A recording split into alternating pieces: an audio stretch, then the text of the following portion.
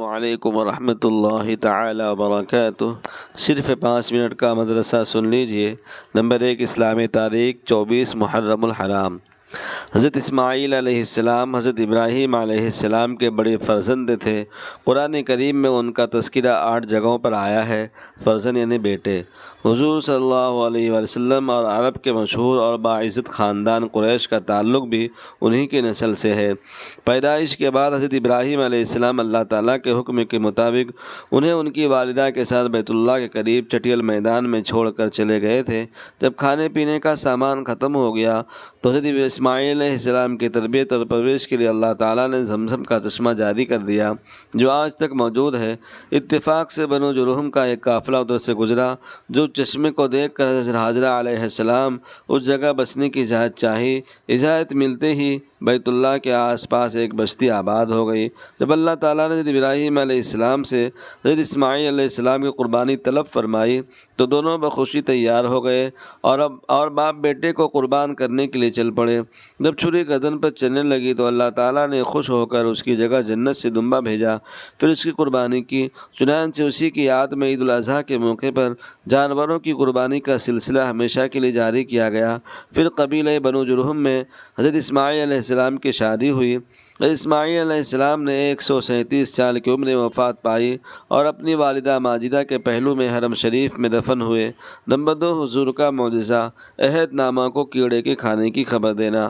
جس وقت کفار قریش نے آپ اور آپ کے اصحاب رضوان اللہ اجمعین کا بائیکاٹ کر دیا تھا تو آپ نے اس عہد نامے کے متعلق، جس میں بائیکاٹ کی دفعات تھی، یہ خبر دی کہ اسے کیڑوں نے کھا لیا ہے اور اس میں صرف اللہ کے نام کو باقی چھوڑا ہے۔ لہٰذا یہ سن کر ابو طالب نے کفار قریش کو بطور چیلنج کہا، اگر میرے بھتیجی کی بات غلط ہے تو میں ان کو تمہارے حوالے کر دوں گا۔ چنانچہ جب ان لوگوں نے اس عہد نامے کو دیکھا تو ویسے ہی پایا جیسا کہ خبر دی گئی تھی۔ نمبر 3، ایک فرض کے بارے میں، غسل کے لیے تیمم کرنا۔ قرآن میں اللہ تعالیٰ فرماتا ہے، اگر تم بیمار ہو جاؤ یا سفر میں ہو یا تم میں سے کوئی شخص اپنی طبعی ضرورت یعنی پیشاب پائخانہ کر کے آیا ہو یا اپنی بیوی سے ملا ہو اور تم پانی کے استعمال پر طاقت نہ رکھتے ہو تو ایسی حالت میں تم پاک مٹی کا ارادہ کر لو یعنی تیمم کر لو۔ سورہ مائدہ۔ فائدہ یہ ہے کہ اگر کسی پر غسل فرض ہو جائے اور پانی استعمال کرنے کی طاقت نہ ہو تو ایسی صورت میں غسل کے لیے تیمم کر کے نماز پڑھنا فرض ہے۔ اور تیمم کا طریقہ یہ ہے کہ پہلے نیت کرے، پھر ایک مرتبہ دونوں ہاتھوں کو مٹی پر مار کر اپنے منہ پر پھیرے اور دوسری مرتبہ دونوں ہاتھوں کو مٹی پر مار کر کہنیوں تک پھیر لے۔ نمبر 4، ایک سنت کے بارے میں، خوشخبری سن کر دعا پڑھنا۔ ہمارے نبی صلی اللہ علیہ وسلم جب کوئی خوشی کی بات دیکھتے تو یہ دعا پڑھتے، الحمدللہ الذی بنعمتہ تتم الصالحات۔ ترجمہ، تمام تعریفیں اللہ کے لیے ہے جس کی نعمتوں سے تمام اچھائیاں مکمل ہوتی ہیں۔ نمبر 5، ایک اہم عمل کی فضیلت، جمعہ کے دن سورہ کہف پڑھنا۔ ہمارے نبی نے فرمایا، جو شخص جمعہ کے دن سورہ کہف پڑھے گا اس کے لیے ایک جمعہ سے دوسرے جمعہ کے درمیان ایک نور چمکتا ہوا ہوگا۔ نمبر 6، گناہ کے بارے میں، اللہ کی آیتوں کو نہ ماننا۔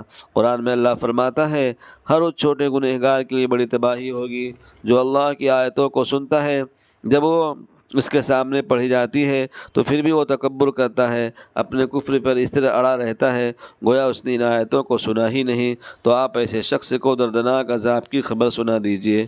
نمبر 7، دنیا کے بارے میں، قرآن میں اللہ فرماتا ہے، ہم نے تم کو جو کچھ دیا ہے اس میں سے خرچ کرو، اس سے پہلے کہ تم میں کسی کو موت آ جائے اور پھر تم موت کو دیکھ کر کہنے لگے، اے میرے رب، تو نے مجھ کو اور تھوڑے دنوں کی مہلت کیوں نہ دی تاکہ خوب خرچ کر کے نیک لوگوں میں شامل ہو جاتا۔ نمبر 8، آخرت کے بارے میں، جہنم کو قید کر کے پیش کیا جائے گا۔ ہمارے نبی نے فرمایا، جہنم کو قیامت کے روز 70,000 لگاموں کے ساتھ لایا جائے گا اور ہر لگام کے ساتھ 70,000 فرشتے ہوں گے جو جہنم کو گھسیٹ کر لائیں گے۔ نمبر 9، طب نبوی سے علاج، گائے کے دودھ کے فائدے۔ ہمارے نبی نے فرمایا، گائے کا دودھ استعمال کیا کرو کیونکہ وہ ہر قسم کے پودوں کو چرتی ہے، اس لیے کہ دودھ میں ہر بیماری سے شفا ہے۔ نمبر 10، نبی صلی اللہ علیہ وسلم کی نصیحت، رسول اللہ نے فرمایا، اپنے مہمان کے ساتھ کھاؤ کیونکہ وہ تنہا کھانے میں شرم محسوس کرتا ہے۔ اللہ تعالی ہم سب کو ان باتوں پر عمل کرتے ہوئے آگے پھیلانے کی، اور جن بھائیوں نے ابھی تک چینل کو سبسکرائب نہیں کیا ان کو کرنے کی توفیق عطا فرمائے۔ شکریہ۔